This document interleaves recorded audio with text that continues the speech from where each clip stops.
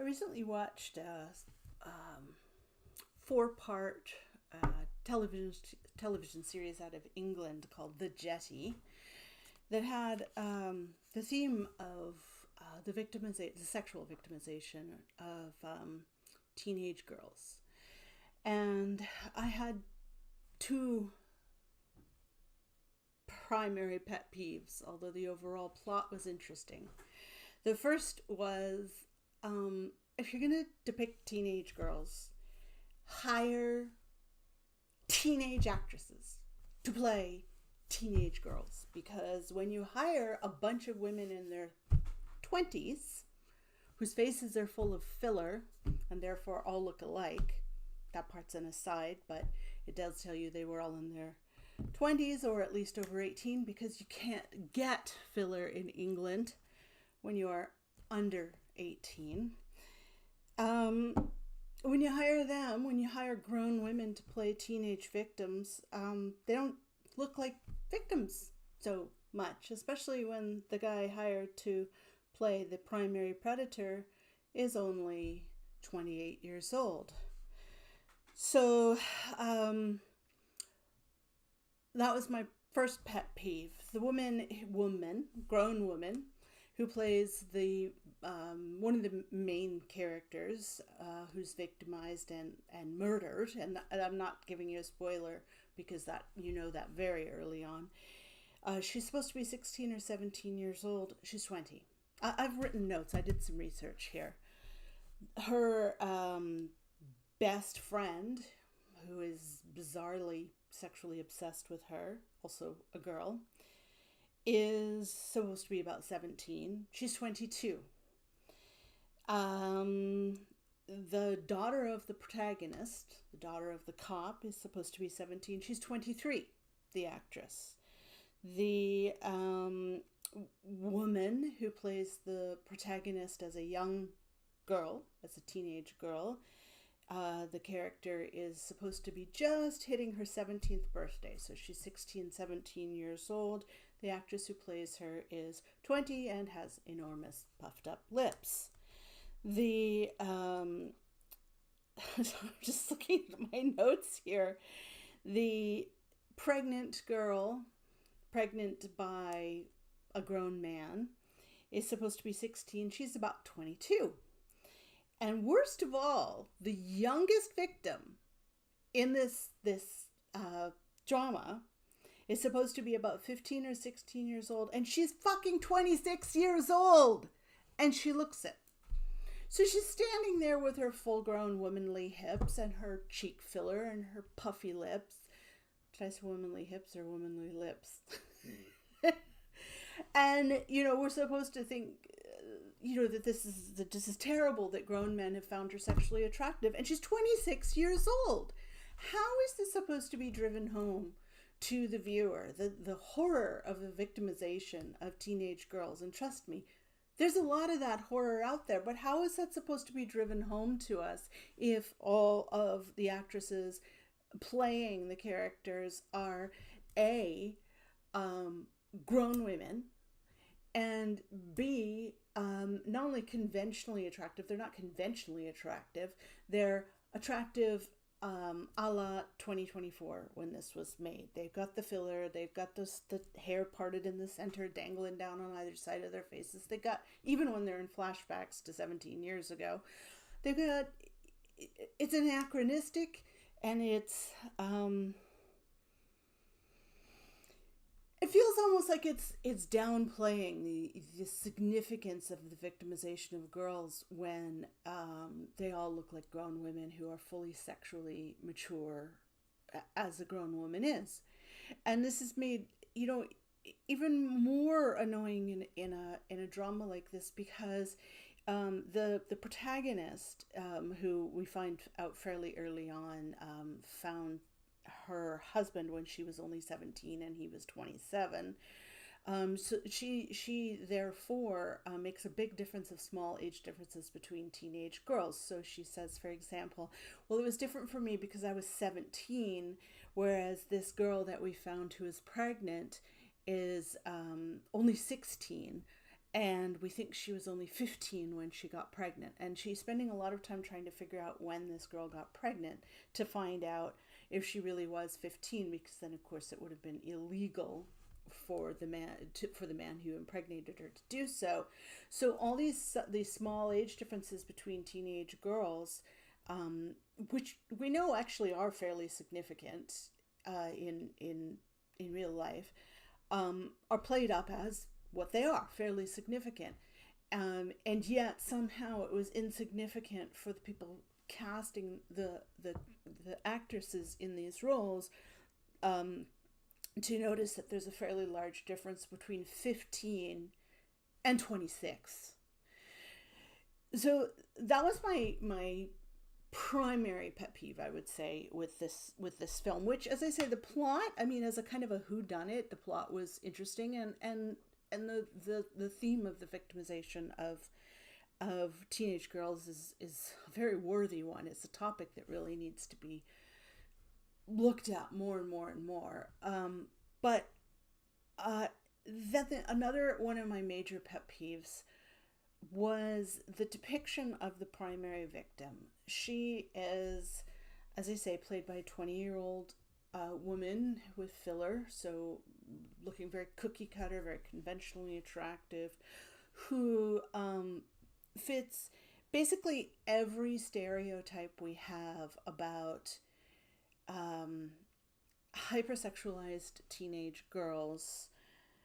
No, I'm sorry, let me rephrase that. Not sexualized, because that's something people impose upon them, but hypersexual teenage girls. It's a stereotype that I have never met in real life, but one that's very popular with male film writers, male directors, etc.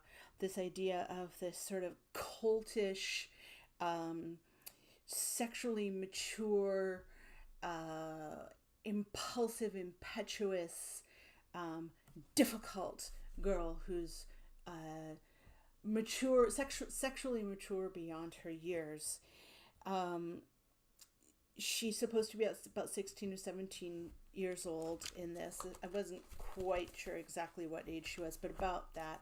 And she fit, like, not only did she fit stereotypes, but I've seen her in film after film after film after film, TV show after TV show after TV show. I'm old enough to have seen the first depictions of this in things from in the 1970s, and they just kept going on. She's got, okay, so she is, she's got shaggy hair, a shaggy haircut. It's all kind of in her face. She's got smudgy, heavy black eyeliner. You know a female on TV is overly sexual if she's got really dark eyeliner. Dark eyeliner, which I might add, remains on her face after she's taken a bath in a jet stream bathtub, but her makeup is still the same. She's wears her school uniform with her skirt way too short, with tall stockings, you know, the ones that go way over the knee, because of course everyone still wears those nowadays. You know, they're available at every corner store and such like. I've seen that stereotype of British schoolgirls in their school uniforms over and over and over again. She's got the jaunty leather jacket. I think she's got the little tie that just is sort of saucy and sassy. This girl, I kid you not, at one point in the film reaches down and masturbates a horse, I tell you, a horse, and goes, ha ha ha, want to see something, wank wank wank wank wank, off screen. Isn't that gross? Ha ha ha ha. Who does that? Of any age, let alone a teenage girl. So, and the cop in it even says, oh yes, you didn't like her because she was sexually mature. She was not sexually mature. Any girl I've ever known in my life who was very sexual at a too young age, any of them, had been sexually abused. Either, well, as children, because they still are children, but usually in childhood, and now are acting out sexually to try to work things out. And I don't understand why in a film that is supposed to be looking at the sexual victimization of teens, they turn this one girl into someone who is almost a sexual victimizer, at least of her best friend, which we'll get to in a second. And I just assumed the writers must be male, the directors must be male, but they were all women, and I don't understand that. So that was going on. This I don't even know what that. But then on top of that, we had her best friend, who was the straight-laced, kind of weirdly naive girl who was sexually obsessed with her, and whom she manipulated because she knew this other girl had all this desire for her. So another theme that we see in so many shows with this sort of I don't know, making some teen girls out to be more sexually mature than they are, is they always seem to have the less mature, sexually virginal girl who has a lesbian crush on her, and they like to play that up too. And there's a lot of sort of pouting and mooing at each other, and there's a few little kisses, and that's enough to sort of satisfy the male lust of the audience or something like that. So you put all it together, and you had a script that was kind of riveting as a whodunit and interesting, and it's undermined its very own theme. It moved from being potentially useful commentary on a genuine problem that's been around forever, and that is grown men preying on very vulnerable, emotionally and physically vulnerable teen girls. And you've turned it into almost like a little sort of, not softcore porn, but this sort of titillation, because you've got all these 20-year-old women playing sexually victimized girls, and you've got the girl who ends up getting murdered as being far more knowing and far more willing and far more mature than she would really be in real life, instead of the victim that she would really be. So those were two pet peeves with the show, and I bring them up because they're pet peeves I have with a lot of shows, and I just I think we should all remind ourselves from time to time what teenage girls really look like, because they don't look like that. What do they really act like? They don't act like that. What do they dress like? They don't dress like that. What do their faces look like? They don't look like that. How do they carry their bodies around? Not like that. And how do they feel about other boys or girls, whatever their sexual preferences are? Not like that. So,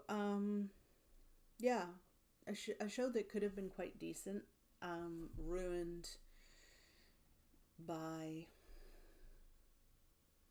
age inappropriate casting and a whole fuck of a lot of filler.